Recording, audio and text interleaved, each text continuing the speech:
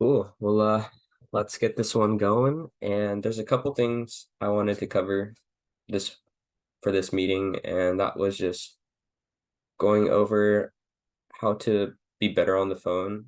Uh, I know a lot of people are dealing with the agents not really picking up, and I wanted to quickly go over a document that's shared in the helpful documents. And so if no one has heard of a Google Voice number, basically what it does is it connects to your phone number, and you could change a phone number, and it's the best part about it is it's free. And so it'll also help separate your personal contact list from making these calls because it's nice to have some separation. And by creating a Google account number, it will keep a little keep the things a little bit more separate. And so I'll send the link in chat. This one will be recorded, Nick. And then it's pretty straightforward. Should take you no more than 10 minutes to get this set up. And someone asked me earlier today, why would you want to do this? And a question I like to ask people when they ask me that is, well, when you have a call that you don't have the number saved, are you more likely to pick up to the number that's calling from New York or the number that's calling from your home state or maybe even that same area? And so that's kind of my thought process in terms of using these Google Voice numbers, because even for myself, like if I get a call and I don't have the number saved and it's from, let's just say, Wyoming, I'm a lot more skeptical to pick it up because I don't know what the call is going to be about rather than someone calling from that same area code I'm using. And so this is just one more way to kind of get an agent or a seller to pick up. And so I have a couple things I want to go over. In terms of making these calls, it's important that you're asking the right questions. But before we take a look at asking those questions, I just want to go over some tips on how to win more deals. And so I wanted to start with this list. And so if you just want to skim it over, let me zoom in a little more. It sounds really straightforward, and most things are pretty straightforward, but being prepared, we have a video showing how to call off our list before you make those calls. And this is basically just getting an idea of what the conversation is going to look like. This shouldn't be taking you more than 30 seconds to a minute because you're not even sure if the agent's going to pick up before you're making that call. So I don't want anyone spending or wasting their time doing deep analysis when you still have to have that whole first conversation. And so it's really clear that you're starting with a strong opening. And the reason I say that is because when you pick up the phone and it's an outbound cold call, just imagine you're the agent and you have someone who doesn't sound too motivated or eager to talk to you. It's kind of like, oh, why is this person calling me? Whereas if you come on, oh, hey, how's it going, James? You instantly get them in a better state of mind than if you were to just be all mellow. I don't want everyone to be like screaming and jumping as you're making that opening sentence, but it's important that you're coming off as someone who wants to have a conversation with the person you're calling, because you are calling them. It's not the other way around. And so this week I listened to How to Win Friends and Influence People. And so one of the major takeaways I had from the book was just active listening. And exactly, yeah, people could hear the smile over the phone. There's a lot of people who say smile while dialing, and I think it works. I think it's a great way to stay positive as well while making these calls, because I understand being on the phone with an agent might not be the most fun, but if it means finding a deal, then I personally will continue to do it. But another thing is to have a script or kind of guideline in front of you. But while you're doing that, it's important to not come off as a robot because it's very easy to sound like you're reading off a script.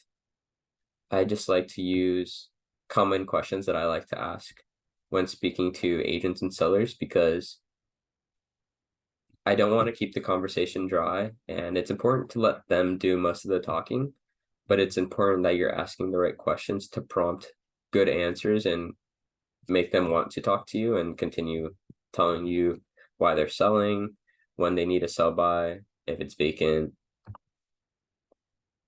And so another thing that is really helpful is how you handle objections and rejections. So it's important to always stay calm and collective when making these calls.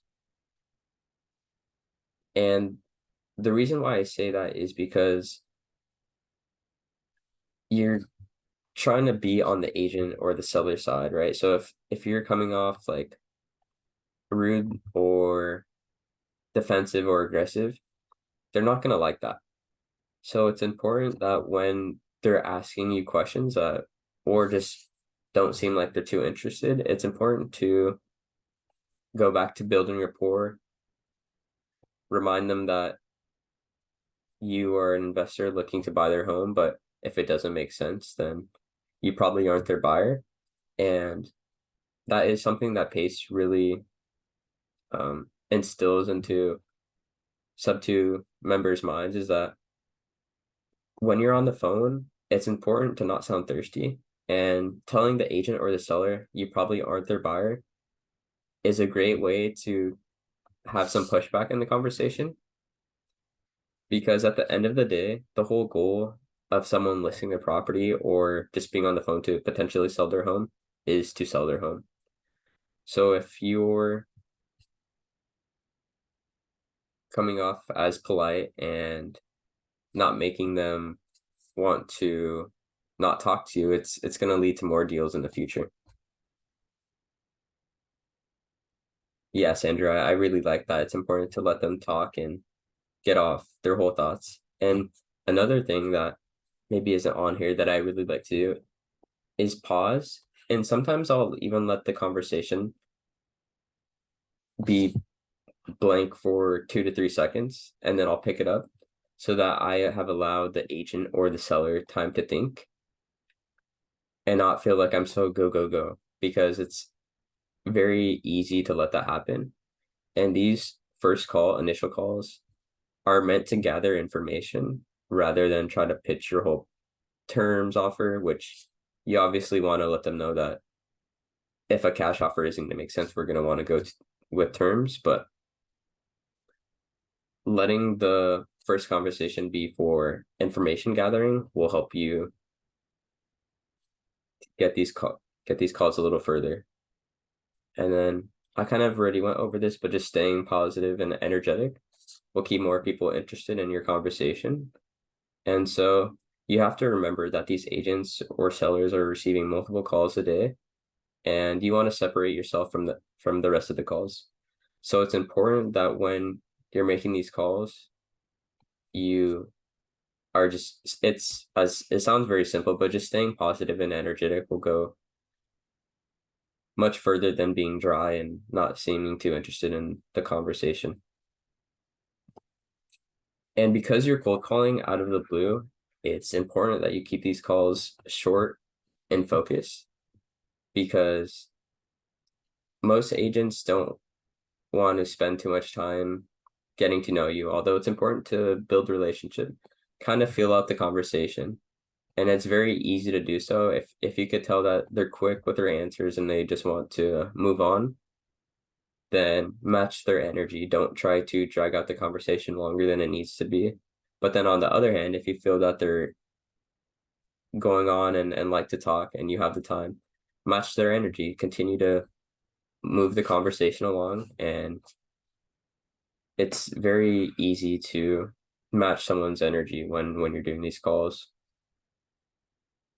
And so everyone in here is unique. You're your own person. And so it's very important that you're putting your own spin on this, because there might be something that you connect with the agent that maybe I don't. And so that will separate you from everyone else calling, and it will make them want to go back to you when it's time for a deal that they might need help on.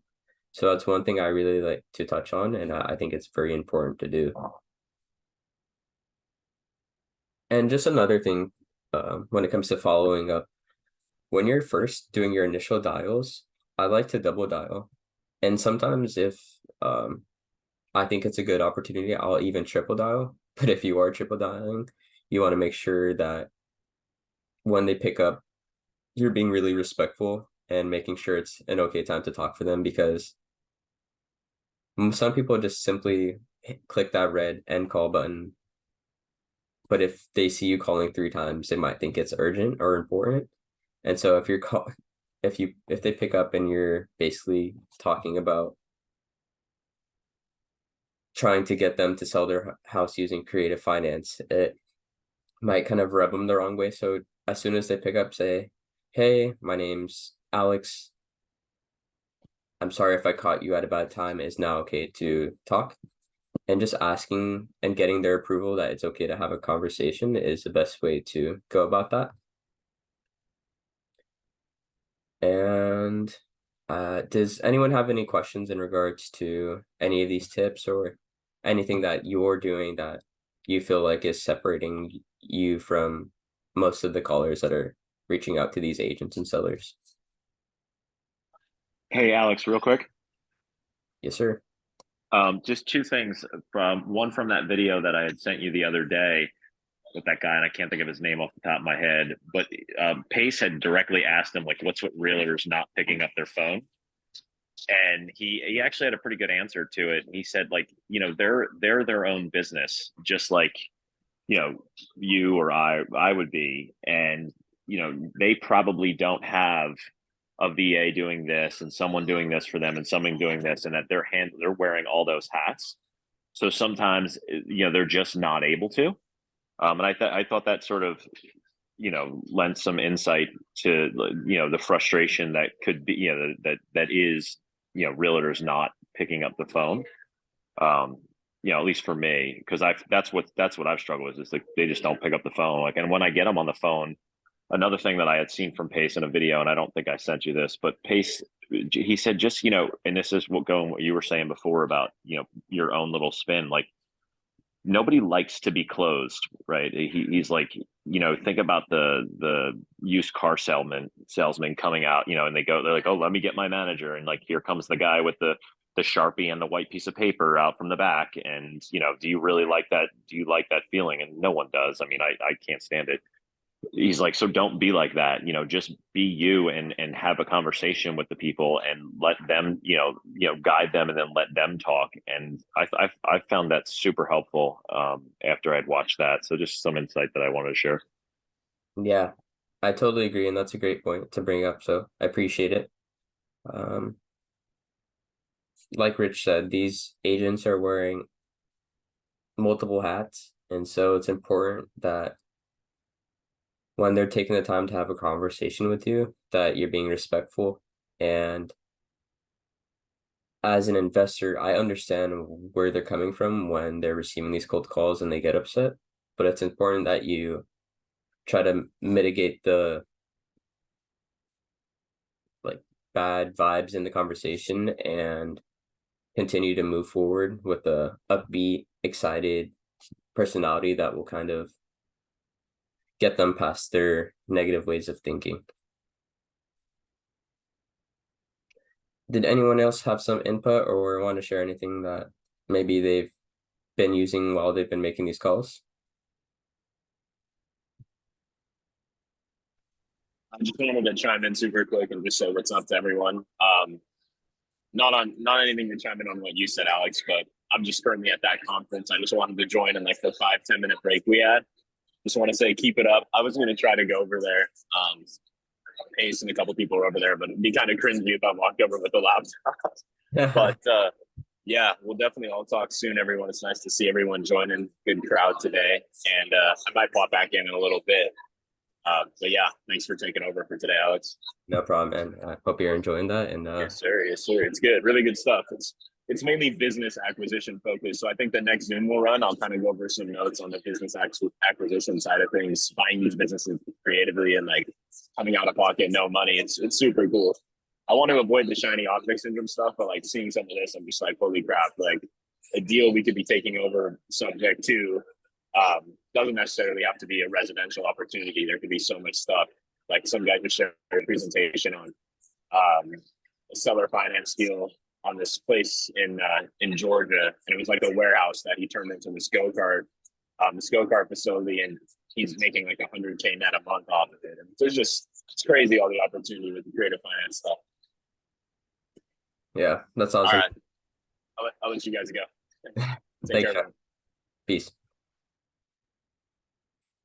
Yeah, so that just kind of goes to show you that yes, we're kind of focusing on calling on these low equity deals in hopes to try to find creative finance deals, but like Jack said, there's so many opportunities, and one thing that he didn't really mention that he's doing right now is the whole idea of networking and just surrounding yourself with people that are doing what you want to do, or just helping each other get to their next goal in life. And so it's important that you're surrounding yourself with like-minded people that want to see you win just as much as you want to win. In terms of contracts, Angela, the contracts that we use are from Sub 2. And so we sign an NDA basically stating that those contracts are meant for only Sub 2 students, or if we were to JV. So when it comes down to showing you the contracts, I'd be more than happy to, but we have to have a deal in place for me to be able to show you without having to get in trouble. And then when it comes to telling the agent that we're going to be assigning it, our goal when we're calling is not to assign it. Ideally, we want to take it down ourselves.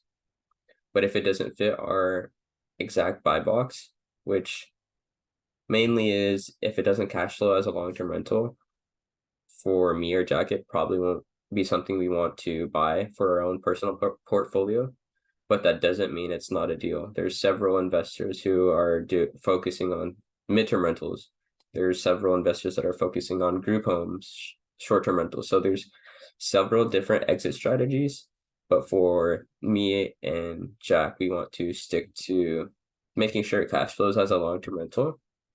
And just so everyone has a better idea of why, is a long-term rental is, I would say, like the gold metric in terms of measuring if an investment is safe, because there isn't going to be rules and regulations that's going to stop long-term rentals from operating.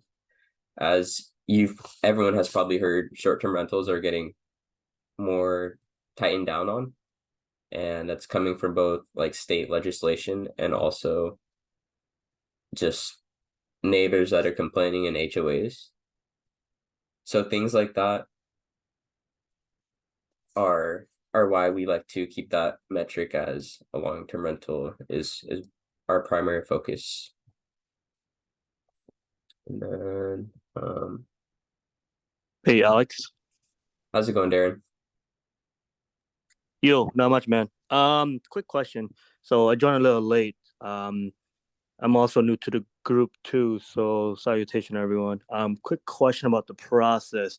Like I said before I joined, I was wholesaling, do cold calling, get it on contract, look for buyers, blah blah blah, right? Can you explain kind of like your process, extend to that to what you were just talking about?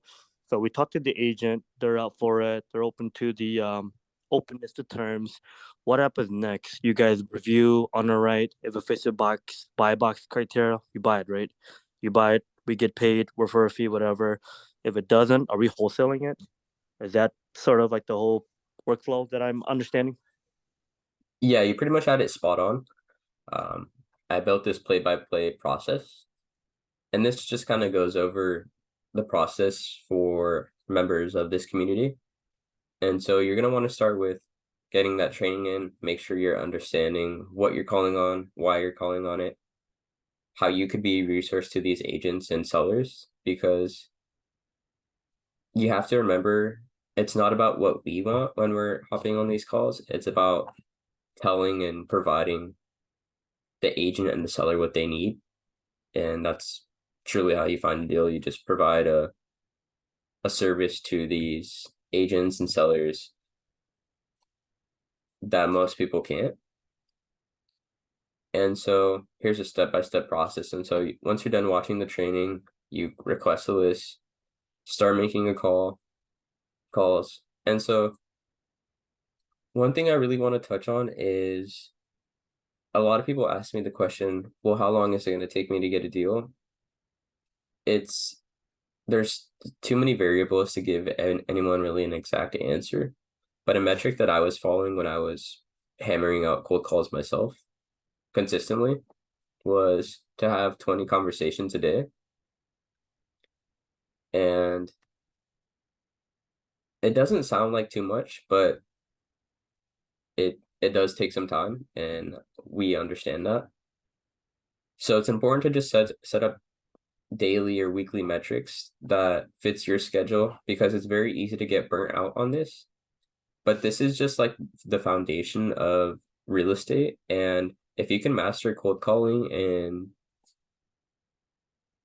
just real estate, this part of real estate first, it'll allow you to keep stacking on and keep growing and building. But to get where most people want to be, and that's whether it's financial freedom, getting your first rental, getting your first deal, it's very crucial that this is where you start and build up from here. Because if you try to start at the top, it's like the foundation is going to be loose and you're going to be swaying like a building that wasn't built properly. And so just to continue back onto this play-by-play, once you're done calling and you finally find someone who might be open to terms, ideally, you're going to want to have the monthly payment and the existing loan balance before you bring it to Jack or myself. And so there's two ways you could go about asking for that information from the agent or the seller. And that's from, say, hey, before I'm able to submit an offer, I just need to know a rough estimate of what that existing loan balance is and how much that monthly payment is, because those two numbers will help us determine how much on top of the loan balance we can give to the seller to walk away from the property. And also the monthly payment dictates what we think, or it gives us a better idea of if we can cash flow as a long-term rental. And so once I'm done walking through this, I'll go over an example just to help everyone kind of have a general idea of what I'm doing to understand if it makes sense for us or where we need to be in terms of cash to seller if we were to make an offer. And so once we have an offer, ideally we wanted to get on a three-way call with the person who brought the lead, Jack or myself, and the agent. And in that call, we're basically going to be handling any objections the agent has, and also be going over our offer and why we think it makes sense for the seller. And also we want to collect more information and figure out, okay, well, if this offer we're about to present doesn't make too much sense to them, we're going to try to think and put together something that will. Because what one seller wants is not what another seller might want. And so it's very important that you figure out what the seller wants, because once you find out what they want, you just kind of craft the offer based off what they need. And so after we get off that three-way call and the agent's like, okay, that sounds good, we're going to do a deeper analysis. And from there, if they present it to the seller and the seller likes it, we're going to send over a contract. And once the contract's signed, Jack or myself, we're going to find a title company that is familiar with subject to, because not every title company is going to be aware or understand what subject to even is. So it's important that we're working with professionals that understand this, because to someone doing a traditional finance deal compared to a subject to deal, it's much different in terms of what title needs to set up so that the transaction goes as smooth as possible. And so once we open up escrow, which is simple as saying, or it's as simple as providing the purchase and sale agreement to the escrow. And once they say it's opened, they're going to send you a document that has the EMD instructions. And what EMD is just a way to validate the contract and have skin in the game. So basically, it typically doesn't go more than 1% of the purchase price. So let's just say the home was 300K. Jack and I are expected to put up in between 2 and 3,000 to have skin in the game and show that we are serious and we have the intention to close on this property. And so during that time, if Jack or myself don't plan on taking it down, we're going to market it as an assignment. And if we plan on taking it down ourselves, we're going to start marketing it in terms of trying to find the end buyer, whether it's finding a wrap buyer or just finding a tenant.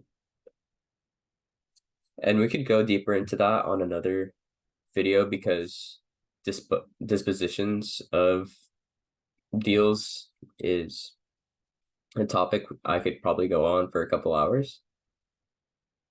So that's pretty much the step-by-step process from when you first join to getting a deal with us. And it's as simple as, once you get your first deal done, just duplicating what you did to get that first deal and understanding how you could get there faster, and just being very efficient with your time, because time is the most valuable resource any of us really have. And so it's important that we are being efficient as possible. Did that answer your question, Darren?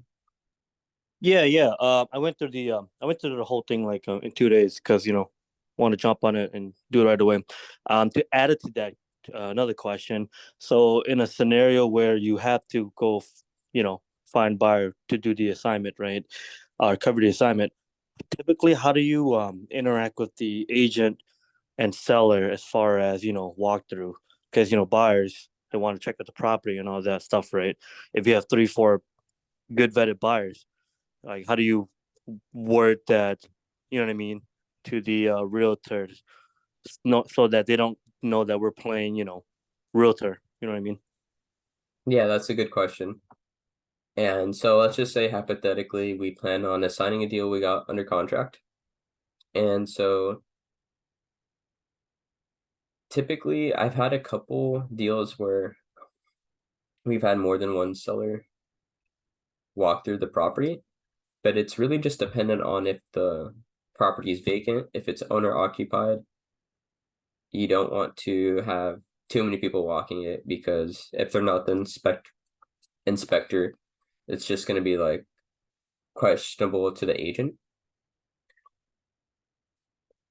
And so the way we kind of go about it, if we plan on assigning it and the buyer wants to have a walkthrough, we'll just tell the buyer that just to not really engage too much in conversation if the agent is going to be letting them in. And then if they were to ask who they are, it's best to just tell the end buyer to just say they're a private money partner, which isn't really lying, because there's some deals where we might just want to get that assignment fee. And then there's some deals we want equity in. And so if we want equity in it, ideally we're going to need to form some type of partnership between the end buyer and ourselves so that we could take this one down together. And so that's kind of how we navigated around agents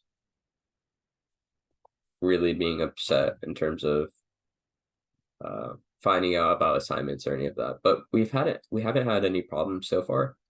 And once we get to the point to where we know the end buyers is really serious, we'll just tell the agent, hey, our intention was to take this one down ourselves, but after splitting up the equity in the deal, it just didn't really make sense for us to take it down that way. And so we thought it was best to just take an assignment instead of trying to divide up the equity.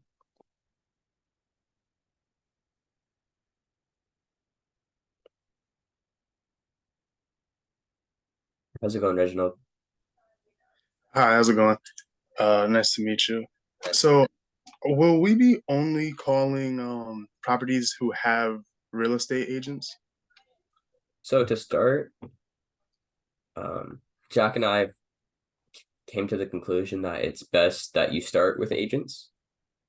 And the reason that is because it would be very unmotivating to hop on the phone and the first person you pick up, they're going to tell you to F off. And that's how most sellers are. If they don't want to talk to you, they don't need to be professional, and they could hang up on you and be very disrespectful. Whereas with an agent, at least you know you're going to have some type of civilized conversation. You still might get an agent that's upset and might talk a little crazy, but it's much better than having someone tell you to F off as soon as you get on the other line. Yeah. Is there an option that we could, if we don't mind being told to F off, Yeah. there'd be an option that we could call those type of people? Because when you're working with those type of people, isn't there a bigger chance of like more profit for all of us without the agent? Yeah, most definitely. But yeah, you totally can. If that's the case, Jack and I have started setting up expired list calling and also FISBOs. But with those types of lists, to start, I personally don't think you're going to get good calls regularly. I think for every 25 calls, you might have one person that actually wants to have a conversation with you. Whereas with agents, you're going to have maybe one out of every 10 people want to have a decent conversation with you. And if you're thinking about this stuff in terms of longevity and building out a nice foundation, regardless of the amount of money, to me, it's not important, because I know in a year from down the line, I'm going to be making those huge assignments. Whereas right now, I'm just trying to get the foundation correct, and I want to master the art and the skill of wholesaling before I go off and try to make those huge assignments, because I know they'll come. It's just about first mastering what I'm trying to do, and then continue to move forward. Yeah, that makes a lot of sense. Because once you have the knowledge, then you can do that no matter what, with just finding a list online or getting a list from anywhere, you know? Yeah. But so with an agent, because they're trying to sell somebody's house for them. Now, with an agent, wouldn't a good agent, wouldn't they already have like exhausted all of their remedies to help this person? Ideally, yes. But just kind of going back to what Rich said, it's like, imagine being an agent and having several listings, having several people call you a day, also having several listings and having to walk people through the property. It makes most sense for an agent to want to do that, but not every agent has those tools in their tool belt to provide these types of solutions. And so that's where us as investors, we come in with unique solutions that are catered towards the seller to make the deal make sense for all parties. Okay. So when we call the agent, we would just what is this the this isn't the actual script, right? Is there another script? No, I know we just started talking this morning, but once you get Yeah. through the Discord, we have a ton of different documents. We have a script, and we have several of the other documents that will kind of point you in the right direction. This is just to keep it simple, this document that we're looking at, to keep it simple and also get the main points across of what the process looks like working with us. All right, awesome. Thank you. Good questions. Does anyone else have any good questions they want to ask? Quick question, totally new here. So with the Google Voice number, do you have to get one for each state? Separate number? So, yes and no. Ideally, you're going to want to be calling on one state at a time. Okay. And so just want to start with one phone number, and it's as simple as skimming through the list and finding out there's probably going to be 2 or 3 different area codes that are most popular. And it's just picking one of those 3 and starting from there. I think that's the best way to go about it. 10-4, gotcha.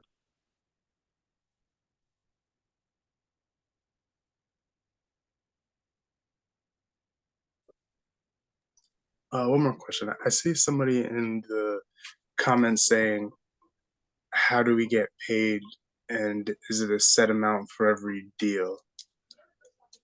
Yeah, that's a good question. So the way the pay structure starts is $1,000 to start, and second deal is going to be 1,500, third's 2,000, and then going forward, it's just going to be a more equal profit split. And the reason why it's those numbers is Jack and I, our average assignment on these creative deals are in between 7,000 to 8,000. And so splitting that 3 ways, we're honestly not taking much more than that. Our average between Jack and I is probably around 2,000 to 3,000. And so I feel like it's a pretty fair split if we're providing the resources and that sort of thing. Yeah, you guys clearly put in a lot of time and effort into this, so it's appreciated. Cool. I have a question. Yeah. Hi. Hi, how Hi, are you? Alex. Thank you for doing the class. You're doing amazing. Thank you. What if, let's say, I mean, I have not made a deal yet, right? But let's say I bring somebody because somebody wants to sell something. Is that still the same amount, like the $1,000? Yeah, so that is if you were to be calling off our list. If it comes from outside of the group, that's a totally different scenario. And Gotcha. that's to be discussed per deal because every deal is different. But that's a great question, and thanks for asking that. Yeah, because I was talking yesterday to a client and she was saying she has an Atlanta property, and it's like 3 people that have it and they're trying to sell it most likely. So I just messaged her this morning and said, keep me in mind because I might have people for you. I just don't know if the property is more than $500,000 worth, but it's worth a try. Yeah, no, totally. I think follow up on that, stay on top of it, and consistency and follow-ups are Okay, great. So it's a little bit of a different deal. no worries. We'll take a look at it, and I'd be happy to underwrite it and see if it makes sense for us and the buyer and the seller. Yeah, and it's different from your list, basically. That's what you said, right? Perfect. Yeah. Okay, awesome. Okay, thank you. I'll keep you posted. Cool. Look forward to hearing about it. Hey, Alex. How How's are you? everybody doing? I'm doing Can great. you- it's been easier for me for the last couple of days to find them for sale by owners and reach them. It's just much easier for me to do that. I don't know why than it is talking to the agents. So I do have somebody that want me to come and look before they make me an offer. That it's the seller, and he's in Huntsville, Alabama. Is that an interest for you? Let me see. So typically, as long as it's a major city, It's a pretty major city, and it's close to me to actually drive to, so I can actually, I'm better face to face No, talking to people for some reason. and Ashley, one thing that you pointed out is basically you don't know why. Do you prefer for sale by owners? And to answer your question is everyone's different. What makes sense for me and my justifications why direct to agent might be the best might not be the same for you, and that's totally okay.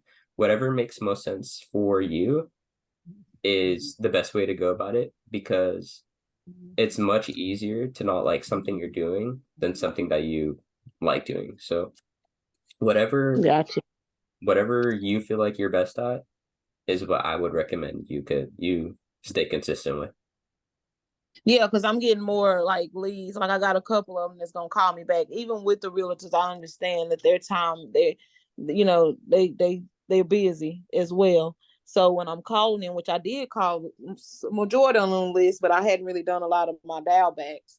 I started calling them for sale by owner, and I've been getting more success rates.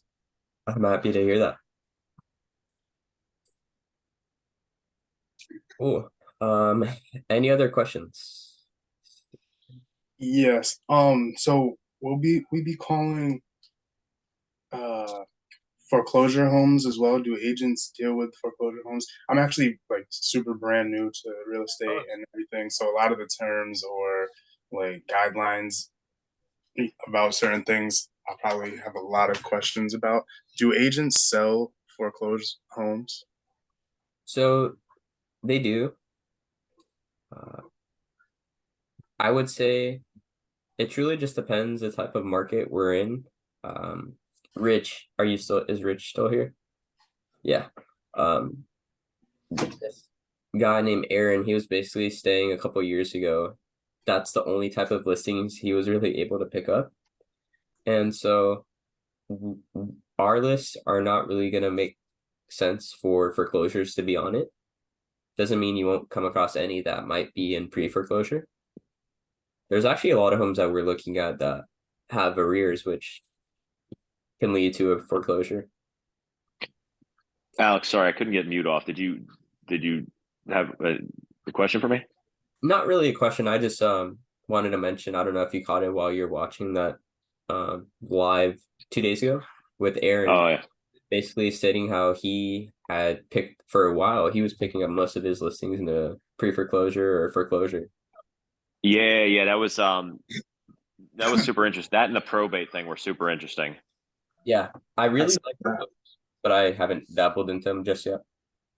Yeah, this one dude out here I've connected with in New Jersey has like a whole campaign that he's doing with probate stuff.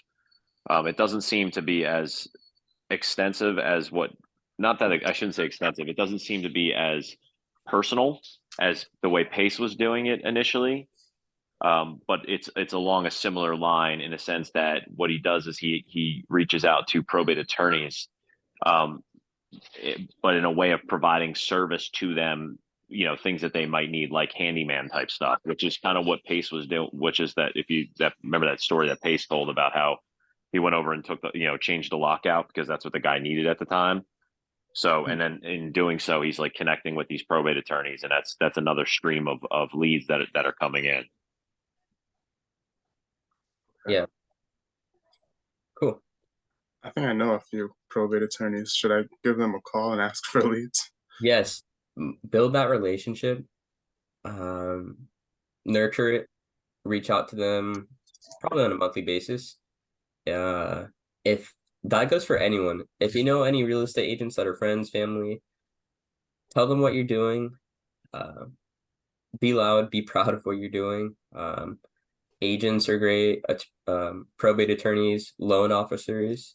These are all relationships that you could be building that they might not have a deal for you today, but that doesn't mean they won't have a deal for you in a month and 2 months from now.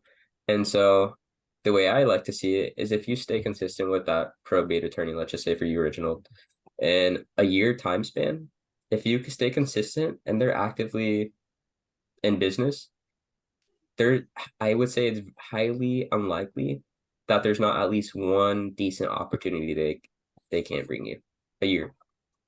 And the people's business models, just reach out to people like that and establish a relationship, because like, let's just say that's only one probate attorney. Imagine you knew 10 and you were staying on top of them and you were your favorite client to work with.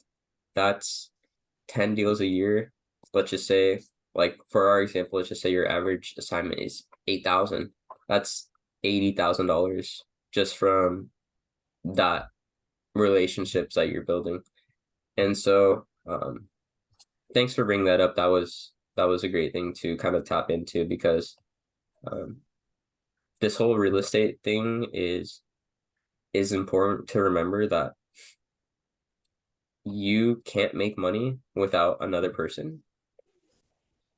And so it's important that you're networking, you're staying on top of people's minds, you're just staying in their thoughts. It'll take you a lot further than trying to do this silently or thinking you want to go under the radar. Most people that are doing a lot of deals are the loudest people. Okay, awesome. Two more quick questions. Are you a Gator and a sub 2 student? So I'm just a sub 2 student. If anyone has any like EMD deals, I would probably be okay with lending on them. It's not something I really specialize in, although I think it's great and there's a lot of money to be made in that area as well. Okay, and I know you said we don't work on foreclosures, but if we have foreclosure leads and we contact them, can we bring those to you? Of course, yeah. I'd be happy to help. Okay. Just with foreclosures, just one thing I want to throw out there is there's probably 50 other people calling. So if you want to separate yourself, it's probably best to go out there and door knock. I think there are certain things that make more sense for other types of lists. And I personally, I haven't done it, so maybe my advice is not worth it. But if you're going to do pre-foreclosures and foreclosures, I think you'll get the most results going and knocking on those people's doors and trying to get them face to face, because they're behind on bills. You think they want to pick up to your phone that they've had already 6 missed calls in the morning from investors, people trying to collect bills. It's best to try to get those conversations face to face. Okay, thank you for that answer. Yeah. Hello. Hi. Hey guys, I closed my first deal this week. I got the commission check, and I just want to encourage everyone to keep going. It's amazing. Thank you so much. I'm And very I wouldn't have been able to do it without this team and Alex and Jack. I appreciate them so much, and learning a lot. My question is, how do you keep track of, like you were just talking about probate, and like if you even just are reaching out to them, you'll get one. How do you keep track of all that on paper, as well as like calling listings and other stuff? Yeah, if I missed that part, Alex. No, you didn't. I would say, to answer your question very simply, is I use my Google Calendar like for everything. So just setting a reminder, it's as simple as, okay, let me go to, I want to follow up. Say you had a conversation with someone last week. I'm going to follow up with Jake. And so that's how I hold myself accountable. I'll make daily reminders. And so I think that's probably the best way to stay on top of it, because it's so easy to forget. And that's why if you're the one doing those follow-ups and keeping that relationship going, you're gonna win. Okay, cool. So Google Calendar, that makes sense. That's what I use for my personal stuff too. So thank you. Yeah, it's great and it's free. So and I think you can set up reminders in there and stuff too. Yeah. So I can put like a reminder for a week or 2 weeks or whatever that I don't have to remember. It's perfect. Thank you. Yep. And just Alex, can I piggyback on that question? Of course. So are you guys using any CRMs as well, like Podio or what have you? So I use Asha Blaster. So yes, I'm using a CRM, but not everyone has the budget to. I pay $100 a month, and so not everyone has that budget. And if you could do it for free, it's best. If you want to take this super seriously, Podio or CRM is great, and I highly encourage it. But to start and it being free, this I think are great resources. And even though I have a CRM, I still personally like to use my Google Calendar and Apple Calendar. Would you be willing to walk us through one of these trainings on how you use it to organize your contacts and maybe like lead flow? Yeah, I think that's a great topic to touch on, and I'll actually write that down right now because so basically just on how to stay on top of follow-ups. Yeah, because I think that's one of the challenges I have, like just figuring out how to use any of these CRMs. I'm always looking at it like, okay, what next? And I know it's probably like very simple, but because I don't have any background in it, I end up doing like you said, somewhat my calendar, somewhat notes, but it's like I feel like there's some gaps. Yeah, no, I totally feel that. It happens to me too, and it's frustrating because I wish I could just think my thoughts and throw it into a calendar instead of having to actually manually do it. But unfortunately, we are not in the area of technology just yet. Right. Okay, great. Thank you. No problem. And then is Trello a free CRM? I believe Trello is free, and I've actually used it. I think it's great, and so maybe that's something I can break down on that Zoom because I would say if you could find a resource that's free and works well, there's no reason to really be using money. Hey, I have Alex. another. Okay. How's it going, Darren? Oops, sorry. One quick question. So the leads that you guys provide for free, I'm just basing off of the elephant video stuff, right? They were training on Privy and all that. We technically wouldn't really need Privy yet, then if we're getting free, quote unquote, free lead from you guys, right? Yeah. For anyone that has PropStream or Privy, great. They're awesome. If you're a part of this community, you have the opportunity to get these lists for free, and it's great. I think the list that we're pooling, I think everyone should call on them. I think they're the best list.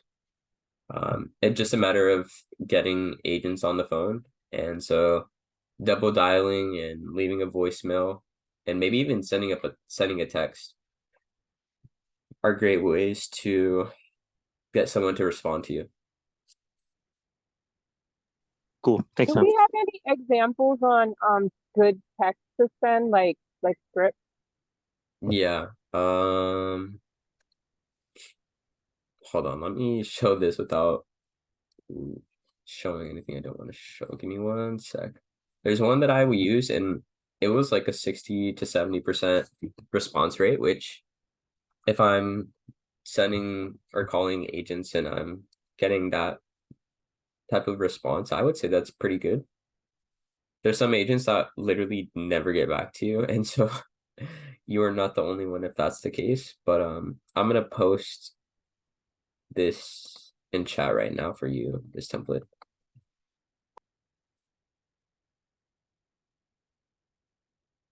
And it's also in the Discord under useful documents as well. Yeah, I could throw it in somewhere. I'll do that later today, but I just posted it in Okay. the Zoom chat. It's basically, Okay. hey James, my name is Alex, and I'm looking at submitting an offer on 123 Main Street. Do you have a minute to connect on the phone? And it's simple. You're telling an agent what they want to hear, and that's you submitting an offer. Right.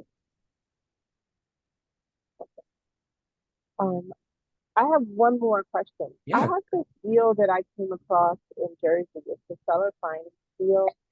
Um, the interest rate isn't great, but I feel like I have the ability to negotiate it, but I just don't know how to wrap my head around, um, I guess, the numbers to make sure it makes sense. Yeah. Would you guys be willing to take a look at it and let me know what you think? Yeah, and this goes for everyone. We are more than happy to take a look at deals that are open to terms that are not coming from our list. So yeah, I'd be more than happy to take a look with you, Heather, and go over where you need to be on in terms of your numbers to make it make sense for you and make sure it's a good investment. Okay, thank you. Yeah. Any other questions?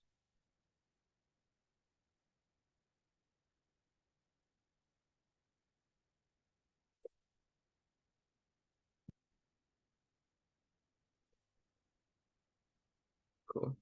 I think sorry, one more. I think I asked this before when we spoke, but I'll like I said, I have my own little side stuff that I'm doing too, and also I'm considering taking the free leads.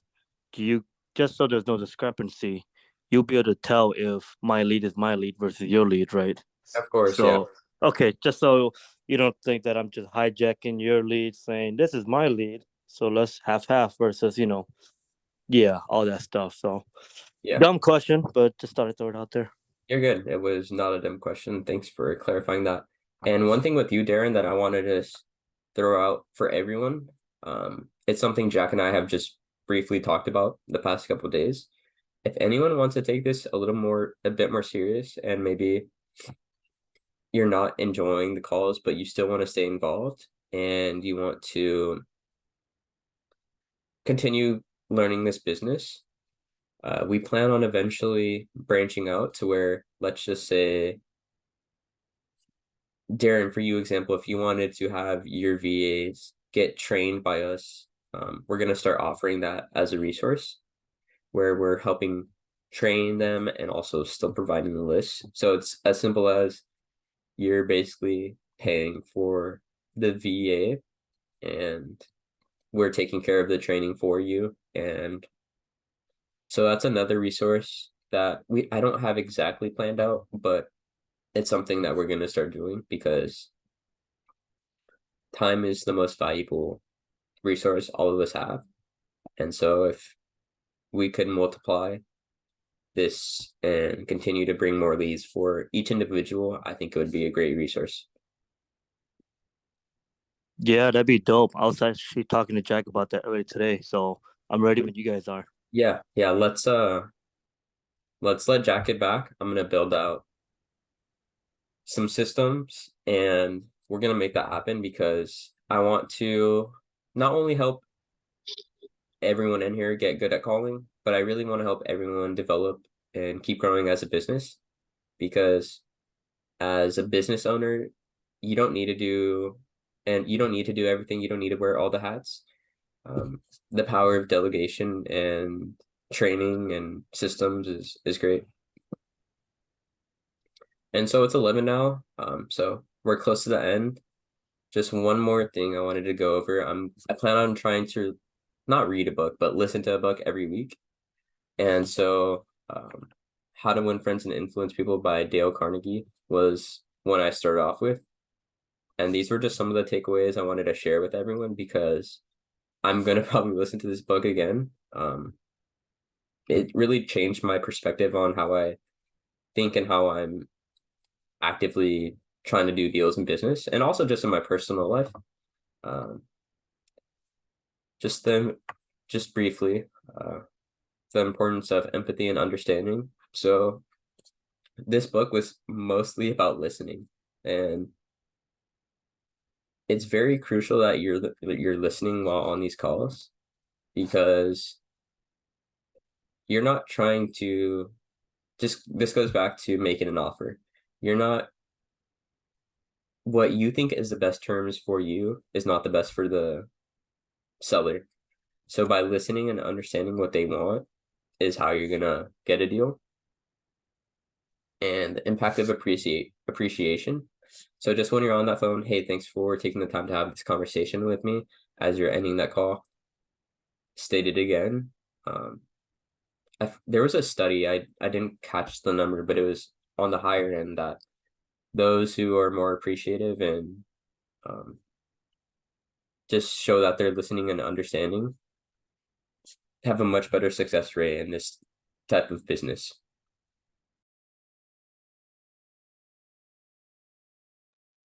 And this was a really good one. Avoiding arguments and criticism. I'm so sorry. Cold calling can be rough, and so you're gonna deal with sellers and agents who are truly miserable. And so it's important that you're not lighting the fire for like more than it needs to be. You want to be the water that's just splashing out their problems, and you want to come off as someone who's easy to talk to and understanding. And so the art of influence, something just want to touch on briefly. Rich, I know you mentioned the whole idea of closing, right? No one wants to be closed. So it's important that you're closing silently. So like it sounds funny to say, but you want to close them without having to close them. So basically you want to let them close themselves. And so that was kind of my takeaway from this point. And then not everyone likes to talk about themselves, but if you could get an agent or a seller to just keep talking about themselves, it's easier for you. When I'm on the phone with and doing cold calls, I'd much rather listen to someone talk than be the one talking, because it's easier to say the wrong thing than to listen to someone and then go based off that. And those were just some key takeaways I wanted to share with everyone, and hopefully it sticks with you, because these simple things could really set yourself apart from the rest.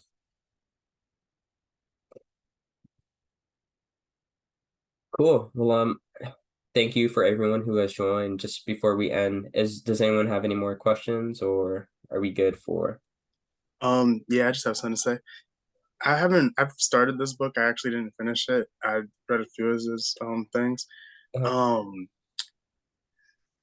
lot of the stuff, even in a real world setting, like any type of setting, can majorly impact your life and like you getting the things that you want. I mean, obviously it says how to win friends and influence people. So like if you apply this even outside of this and cold calling, and then you come back to this and cold calling, you'll probably get even more, like even better results from the cold calling if you're working on this even outside of it in your regular day-to-day life. Yeah, well said, man. Thanks for adding that. I appreciate it. Yeah, thank you for putting this on. I mean, putting this up here, because sometimes you know things but you don't think of them. Yeah, well said. When I was listening to this book, I read it with intention to pick up things from the business perspective, but honestly, I had a lot of self-reflection and a lot of new thoughts kind of click while I was listening to this that really had nothing to do with business. It just came down to being a better human, and it's something we all could be better. And so someone sent a free YouTube link in the Discord. So if anyone wants to give it a listen, and even if it's just 30 minutes a day, an hour a day, little things like that will really change your perspective and make us all better. How do I get into the Discord? I'm not a part of it. So typically I have that call before. Let me post the link in Zoom chat.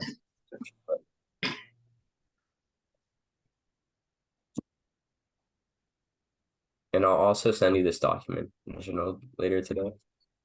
All right, awesome, thank you. And then when you're going to be signing the JV, Jack and I are finalizing, because since the last JV agreement we had made, we wanted to add some verbiage in there. Cool. Alrighty. Well, if no one has any more additional questions, thank you. And I hope this was very helpful, and look forward to connecting with you over the weekend and starting next week really strong. I noticed that Monica had her mic unmuted. Did she have something to say? Yeah. Thank you. Yeah. Thank you, Alex, for everything you're doing. I mean, this is like so awesome. Just everything Pace is doing. I mean, I started with the Elephant Challenge, and then I jumped into Sub 2 and all that, and I'm trying to get back into the field and get this done right. New technology kind of, it's all good. I love it, but need to learn from it. Everything that you send me, Alex, I follow through all the videos and everything. Everyone went into the CRMs, the comping, the CMAs. I'm not sure if that's part of the video. It was like on the Discord app. Is that what it's called? Yeah. And how, do you send us by email the leads? How does that go? 'Cause I know everybody else is speaking about the leads. Yeah. And So I just want to get started. yeah, that totally get you. So in the Discord, there's gonna be a full like little channel, and it's gonna say request list here. You're gonna open the ticket, and from there I'll get you a list. I'm the one typically sending out the list, so typically I try to get it in less than 6 hours. If it ever takes longer than that, shoot me a text. I won't be mad. It's on me to get to you and get you that list as soon as possible. No problem. We know you guys are busy too. The other thing is how do I know that everything's completed, on your end, that I complete everything? Because I can't tell. I did all the videos, I looked at everything that you attached, detail by detail and everything, but how do I know? You mentioned something about signing a JV document or something. Is that already signed? How do I know that everything's been signed? Well, that's one thing that I'll have, maybe not by the end of the weekend, but by Monday or Tuesday, everyone should have a new JV agreement to sign. And it's basically, like I stated, protecting both you and I, because I would not want to think that I'm trying to steal a lead that you worked hard on. And I want to make sure everyone is getting paid, because I'm not in the business short term. I want to be here forever. And so protecting my name and making sure I'm being held accountable